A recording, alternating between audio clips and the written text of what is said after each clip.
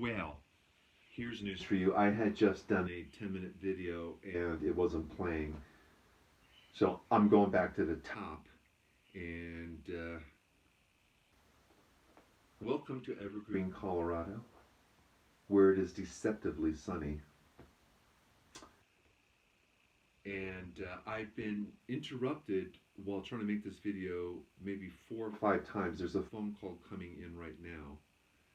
It's an 800 number, and I get them all the time, and I'm not sure what's going on. So my energies and my attention has been grabbed away from me.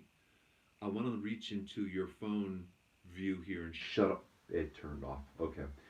I'm going to get right to it. You were asking about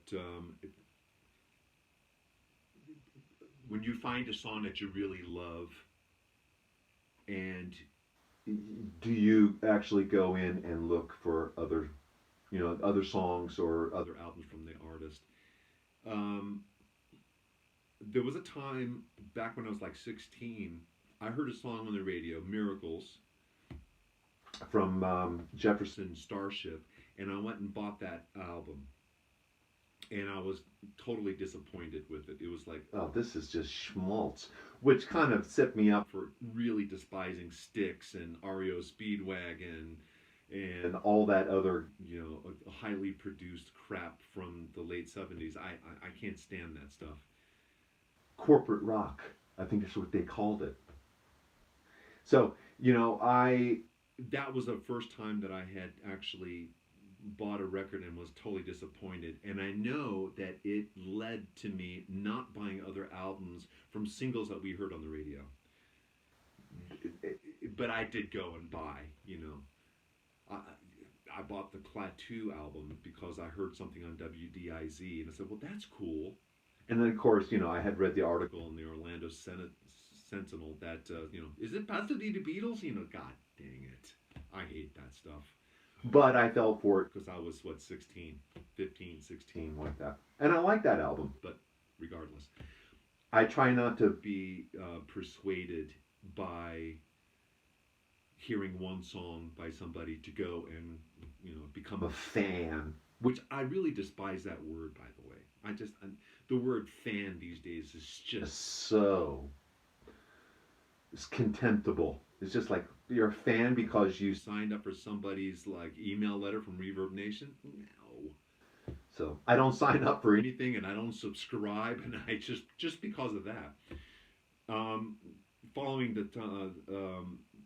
the step 2 in my 80s, there was the song "Don't You Forget About Me," which I hold hand in hand with "Melt for You" by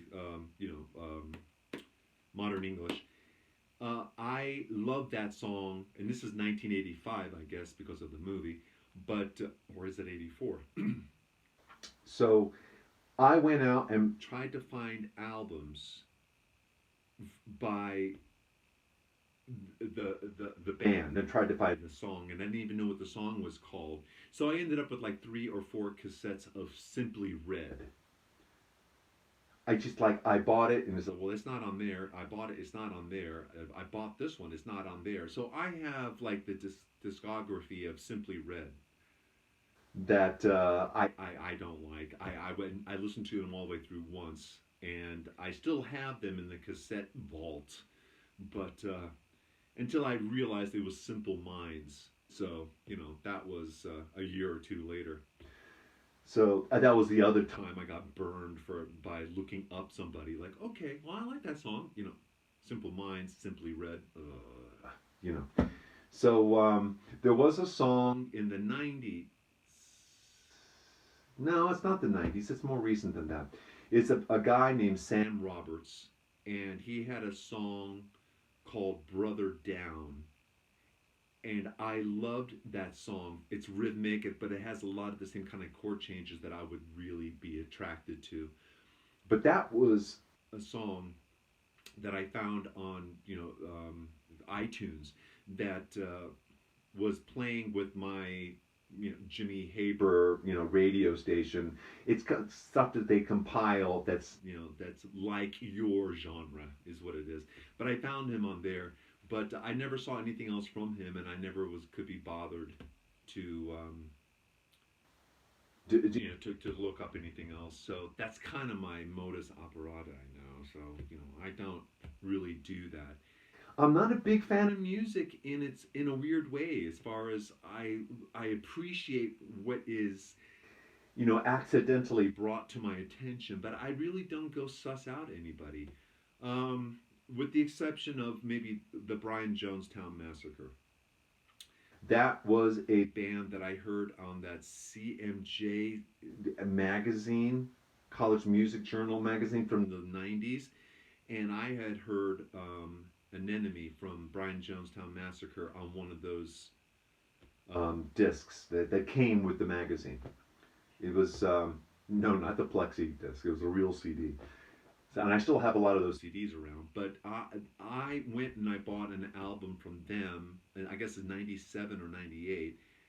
And I can't personally remember what the name of the album was, but I really dug it. It was a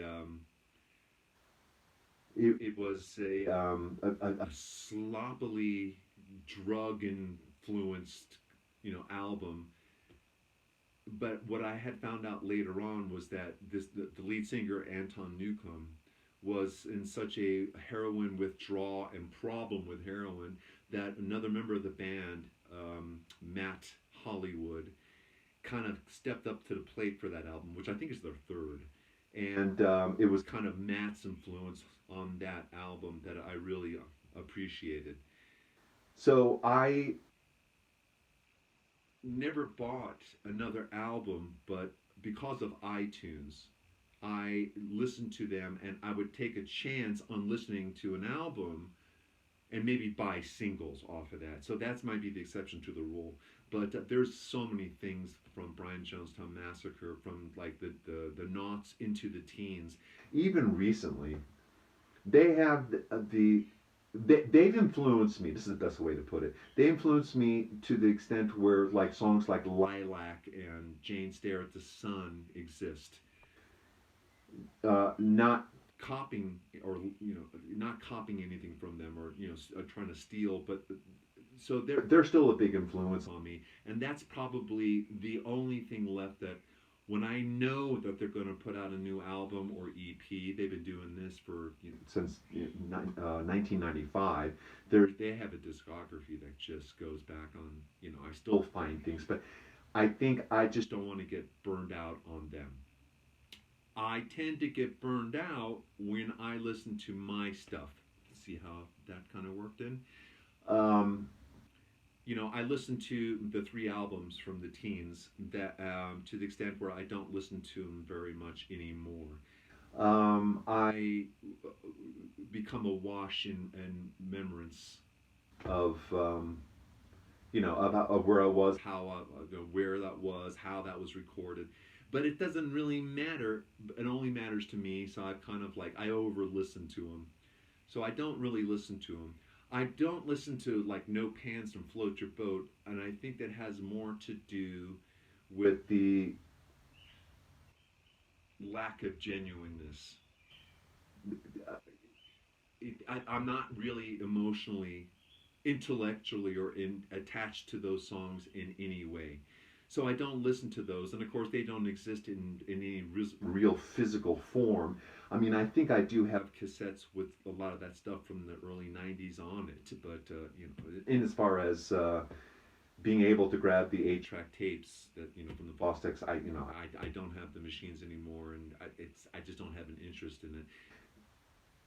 The Dylan Go Electric stuff, there's cassettes of it, and I'm sure in some form or another, rough mixes or whatever, that everything does exist in some form. So that'd be interesting to actually see if I could get that digitized and kind of do something with that. And I may. So that's cool. Um, I have not listened to Point of No Concern since you heard it. I heard it yesterday or the day before, and I feel that I tend to get really hot on songs that I write, and and I like to listen to them. The Point of No Concern. There's a couple songs there already that I think that I don't listen to, or probably won't for a while, because of how they were produced, and so maybe yes, that has something to do with it. I have certainly, out of my catalog, I've certainly heard more of New Bondi Hippies and Joy Acid Pact and Blue Palms than I have anything else. But there's little places, 96, 99, where I really like listen to some of the demos I created. There's so much more demos. Um, I have an appreciation for the Fostek stuff from like 84 to 90. You know, there's some, and there's stuff that I had forgotten about that I have found cassettes of, I guess within the last 5 months, just like, oh yeah, remember this one?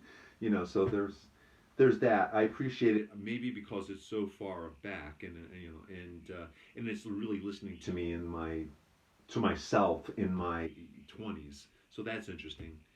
I don't think that I have any memories of how I did it or where.